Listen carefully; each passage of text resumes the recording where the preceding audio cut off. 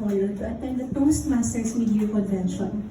And since I'll be in Bacolod anyway, I decided to give a pro bono talk to a public school in Bacolod. So I gave a talk to that particular school. And after my talk, I spoke with some of the participants. And I asked them, what are your dreams? And these were the answers I got. I want to be a janitor. I want to be a maid. I want to be a banker.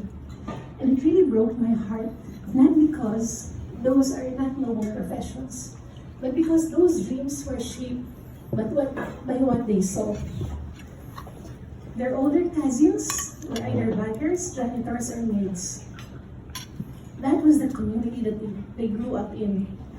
And so I told my team, let's look for ways to help these students sustainably, because I really saw a lot of potential in these students.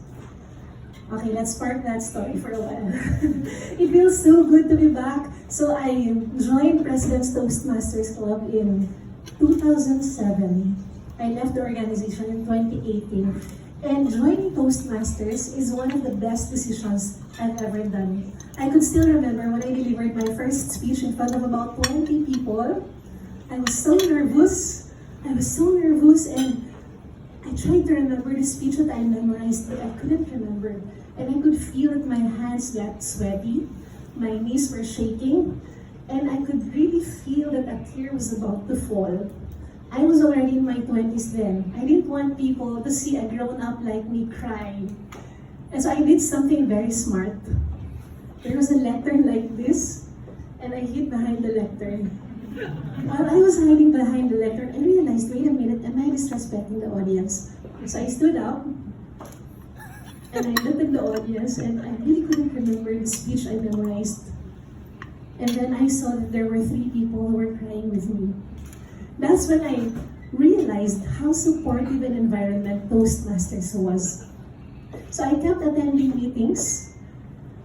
By the way, when I delivered that speech, no words, just tears. So I went back to my, so the Toastmasters members were telling me, it's okay, Sha, take your time. So I took my time to cry. And when there were no more tears left, I went back to my seat, and that was my first speech. No words, just tears. That could have been my most embarrassing moment. That could have ended my attempt to overcome my stage fright.